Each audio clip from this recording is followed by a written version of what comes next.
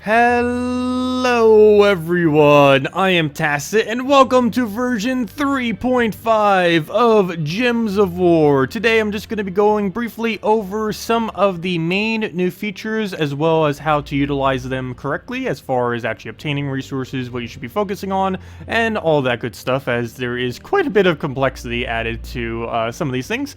So first, let's go and start off with hero classes. Every single hero class now has a new little leveling system to it. You gain 1 EXP towards this leveling system every single time you win a battle in things like quicker battles, such as challenges, explores, and quests. And you get 2 EXP essentially for everything else. The absolute quickest way to level up any of these hero classes that you may want to get up is to go into casual PvP 1 trophy battles and just keep spamming it over and over again using a quick team using your hero class. Keep in mind, your hero has to be in your team to actually gain EXP towards these hero classes. There will also be various events that will be able to go and give you EXP that you can go spend gems on and all that good stuff, but for the most part you're mainly going to be wanting to do them for free simply by doing and spamming them in PvP. As far as the hero classes that you should be focusing, there are 3 that I've found so far that are pretty much the most above average. There is the Assassin, which is the highest possible damage source out of any hero classes of currently, and the 2 bigger priority ones are probably going to be Priest for late game, as well as Titan for things like raids and invasions. So as far as the breakdowns for each one of these 3s real quick, as far as why they are so decent, for one, Assassin still of course has the 10% chance to instantly kill last slot off its final trait, which gives it a lot of potency already. It also has the highest base attack of any hero class, and that still has retained even into this patch. Other than that, we now have these talent trees. Every single class now has 7 different perks that can get.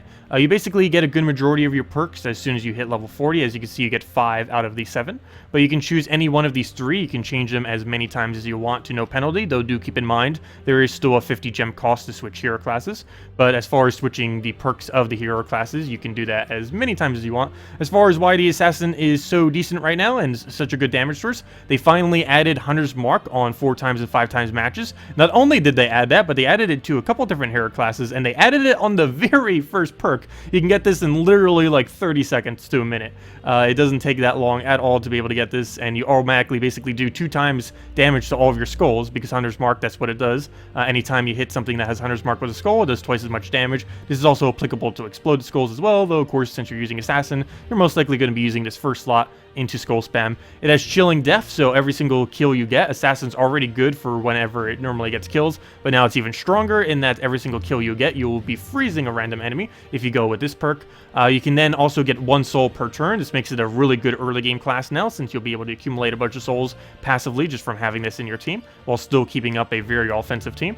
You can then go for either an Ice Storm or a Dark Storm, which will help you go and get a much quicker win on the opposing team. Optionally, you can also go a more defensive route and go for a 50% chance to summon a bandit, though if you're using your Assassin in first slot, this trait is basically irrelevant, so just go with one of the 2 storms. More likely than not, you'll likely go Dark Storm, as Ice Storm in most Assassin teams wouldn't be as useful, because most skull spammers do use the color of purple, which is what a Dark Storm would supply for you.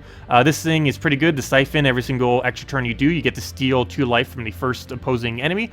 This is steal, as in you actually get to keep that life, so you're reducing their life by 2, while also adding 2 to yourself. One other pretty decent one here is Stealthy, so if you don't want things targeting out your hero, this would be pretty useful, though more often than not, if you're using Assassin in first slot, you're going to want to go with the Life Siphon. Next up, we have 2 other traits that are pretty decent. If you're not using this thing in first slot, Death Mark to a random enemy is pretty decent, though if you are using it in first slot, we finally have 30% dodge back into the game. This is actually what the normal Agile used to do, but now there are hero classes that have this, and of course Assassin, given the fact that you're going to be running it with skull spam, you're definitely going to want to have a way to mitigate some of the skull damage, and this will be a really good way to do so. This is actually any hero class that currently has this trait, or actually the tankiest hero classes currently within the game, and while the Assassin in the past hasn't really been considered that tanky since it has relatively low HP and armor, this makes it a lot better now that it can actually dodge skulls. So very, very nice right there. And other than that, it has one of the absolute best final perks in the game. 7% chance to just instantly get a kill every single time you get a kill. This is really good against summoners and can also just extremely speed up the game out of nowhere, just because you get the just a 77% chance it's out of nowhere you get the free kill every time you kill. And to my understanding, even though I haven't tested yet, This does, I believe, stack with his 10%,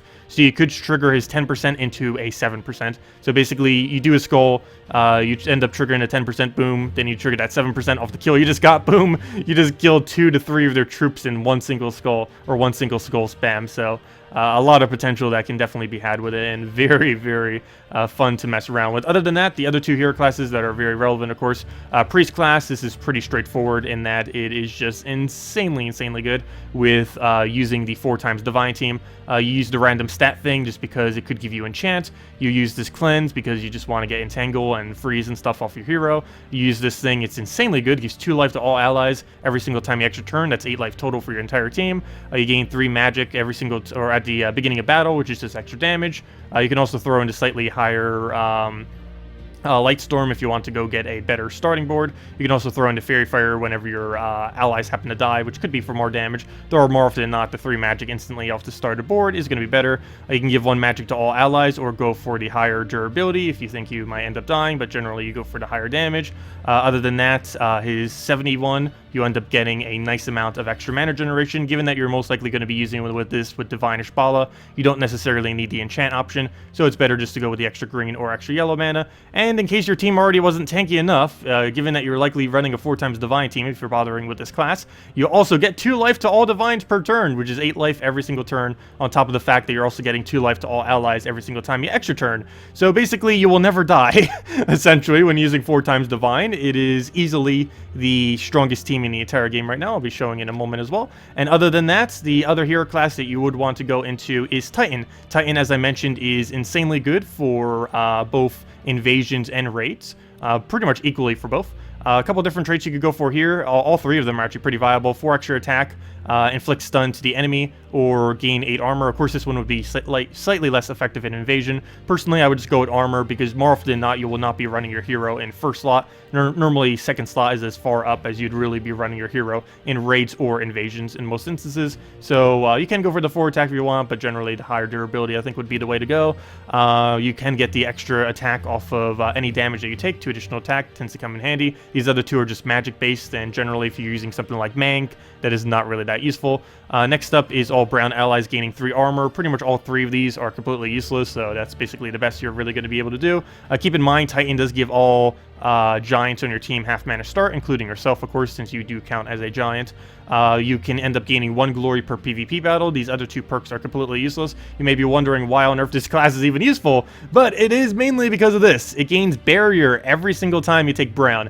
So this basically makes it so if you're using a Mang team, you're never going to die in raids or invasions. More so in invasions. Of course, in raids, you could still slightly die. And if that wasn't already good enough, once you get to 70, you can become enraged every extra turn you do. This is insanely relevant, particularly in invasions, because there are troops that have 75% skull reduction, and this can completely ignore their 75% reduction, meaning you could still one-shot them with Mang. There's also some troops that have 25%, 50%, and 20% dodge in the raids as well, all of which you can make sure you will end up killing one shot with your Mang very easily. So in Rage, super useful to make sure that you secure every single time you take a skull, and it's just going to be very nice. On top of that, you could also go get brown mana if you want, though more often than not you are going to be going for the Enrage, really good. And if that wasn't good enough, it also has a lot of immunes. Immune to stun, disease, death mark, poison, as well as devour. The 2 most noteworthy ones there is it has immune to death mark and devour. This is more commonly useful in raids, given that there tends to be some weeks that have a lot of death mark and a lot of devour in them. So yeah, basically assassin if you want the highest damage, divine if you can build the best divine team in the game with Infernus, Divine Ishbala, and all that kind of stuff, and start working on Titan if you want to go and have the best possible raids and invasions that you can do. Also, it's good in just giant teams as well, though more often than not you'd be using it for specifically raids and invasions. Anyways, of course, that's not the only thing we ended up getting. Let's go over how to get EXP for them. So basically what you do, you go to casual PvP, keep repicking if you don't have something good. Either go and keep repicking on the 1 trophy battles on the lower one whenever they're really easy pickoffs, or go into 4x Firebomb. And basically for this, you're just going to want to run a pretty standard team. Again, do keep in mind you have to use your hero. As far as the weapon you use, it's pretty irrelevant. Just use whatever weapon you have. Normally it wouldn't matter most battles. Just run Sunbird Rowan, Firebomb. You can, of course, run other alternatives if you so choose, though this tends to be good enough to win. So basically all we do now, since this is a Firebomb team, we just basically wait him out until he kills himself out. Ideally, we'll try throwing one hit in there if we can pick it off. It does look like we'll be able to go for it, so we'll go for the one pick off, and there we go. And as you can see here, we end up getting an ingot. Every single time we ended up doing a PvP battle, we do end up getting one of these. There are a few other instances where you can get them, though casual PvP and just PvP in general is the highest rate of which you can get them. So basically just do that and you'll be perfectly fine. As you can see, we also gained 2 EXP for that battle, and that battle took under a minute. Very, very easy to get EXP here. The only other way that you might be able to get a pretty decent amount of EXP, which you could consider if you can win Explore quick enough, is if you still need to go and get Trait Stone from a specific kingdom, go to that specific kingdom and just do Explore there. I personally would advise using PvP instead, as this game mode does not give you the new ingots, that resource that is used to upgrade weapons. So I would not really bother going with anywheres other than PvP for the most part. As you can see, we only get 1 EXP, though of course we win way quicker in Explore because this Explorer is just insanely quick. So over to the left here, you can see we have daily tasks now. This isn't so new for console players, but for everyone who isn't on the console version, this is completely new to us.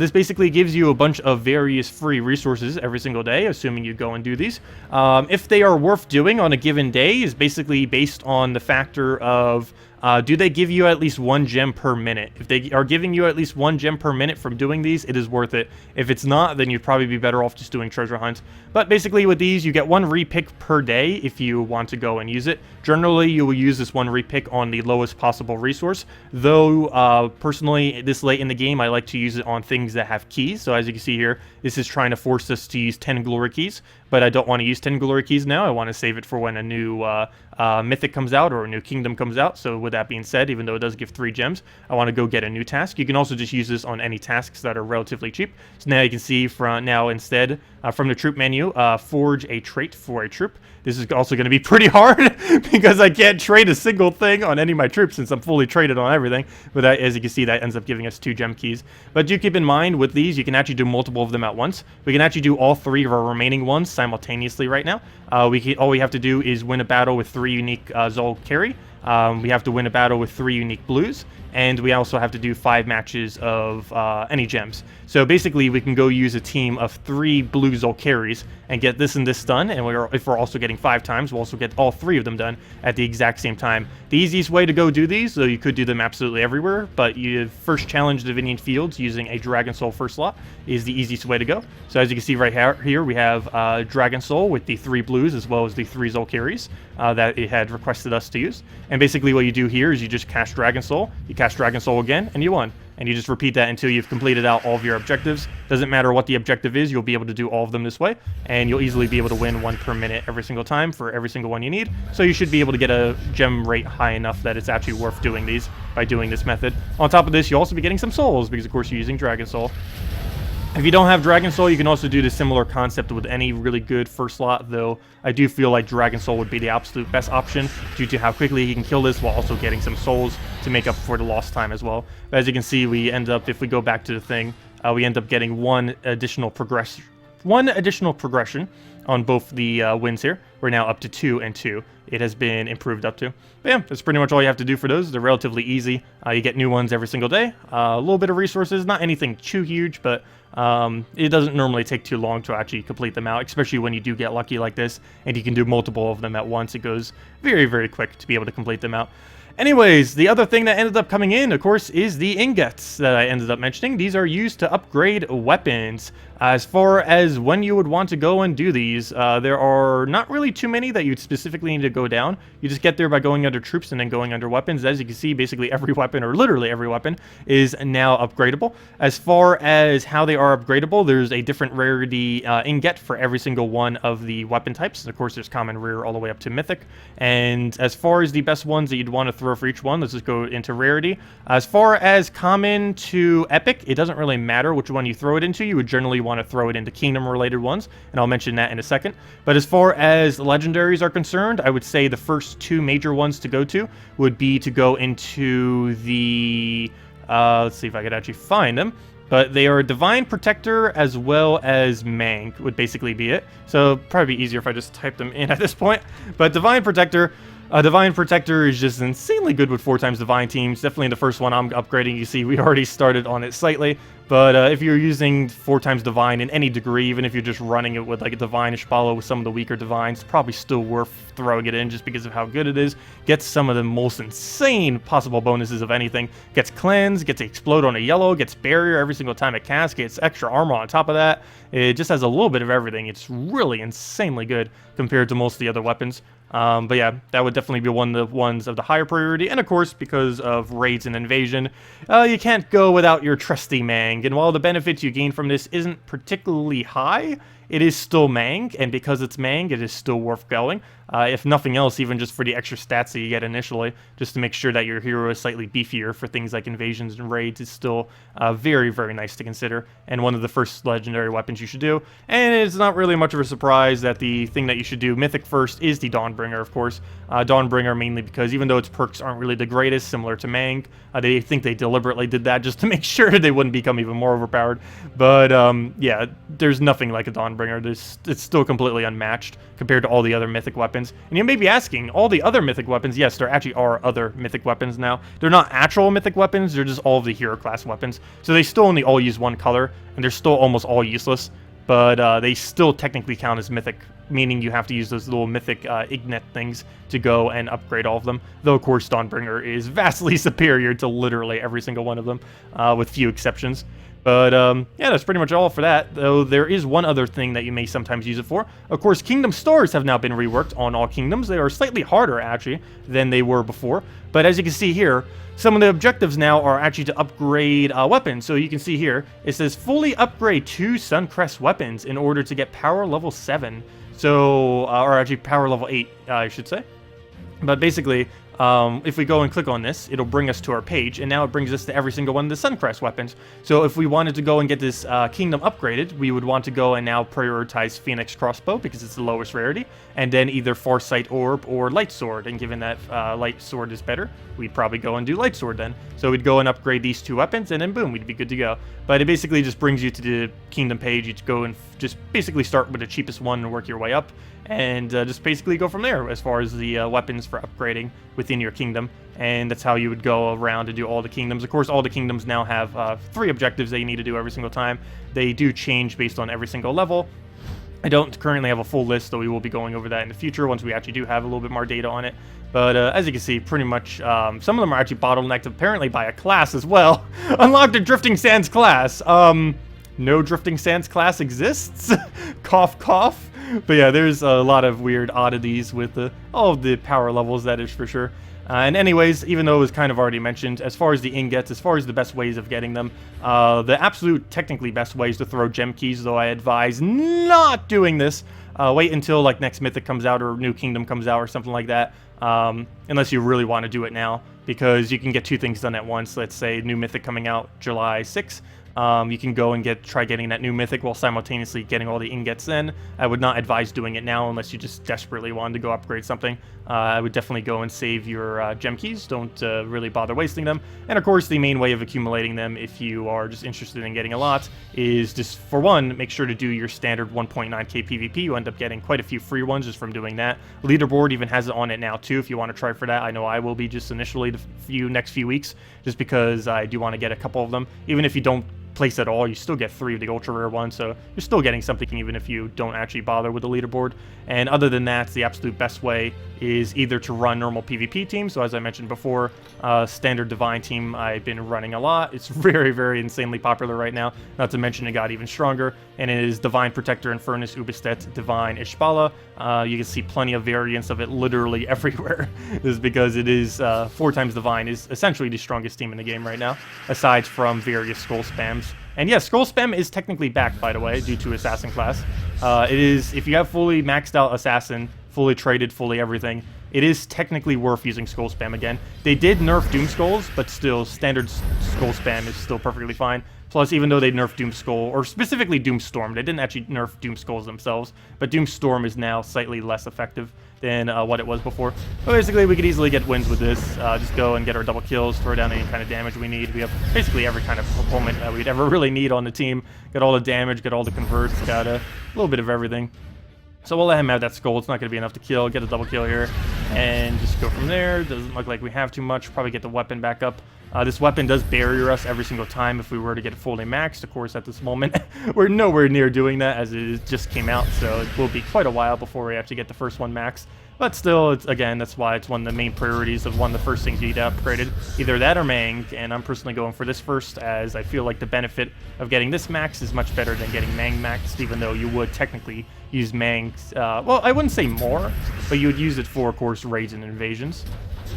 But anyways, we'll throw that in there. And yeah, pretty quick PvP battles I can get off of that. See, right there, we got a rare Ignot. It is possible to get literally every single rarity, every one from the common all the way to mythic, though the chance, of course, of getting things like legendary and mythic ones are insanely rare. And of course, as far as getting the quickest possible ones, just keep repicking until you have a ridiculously easy battle, either 4 times Firebomb or a very weak battle on your 1 trophy. Probably should have went for that 4,000 one, was actually perfectly fine to go and for that one.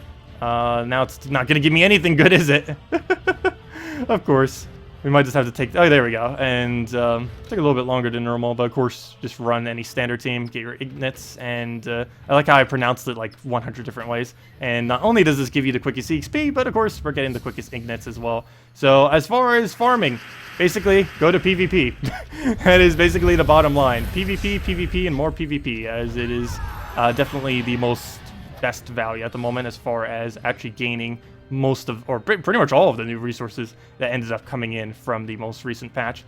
But anyways, guys, that will wrap it up for this video. We definitely have a lot more to cover in the future, that is for sure. But if you still have any other questions, feel free to leave it in the comment section below, and we will make sure to go over it.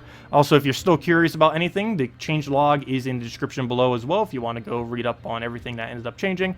But yeah, if you still have any other questions, let me know. Thank you all so much for watching, and have a wonderful day. Best of luck with version 3.5. Goodbye, everyone!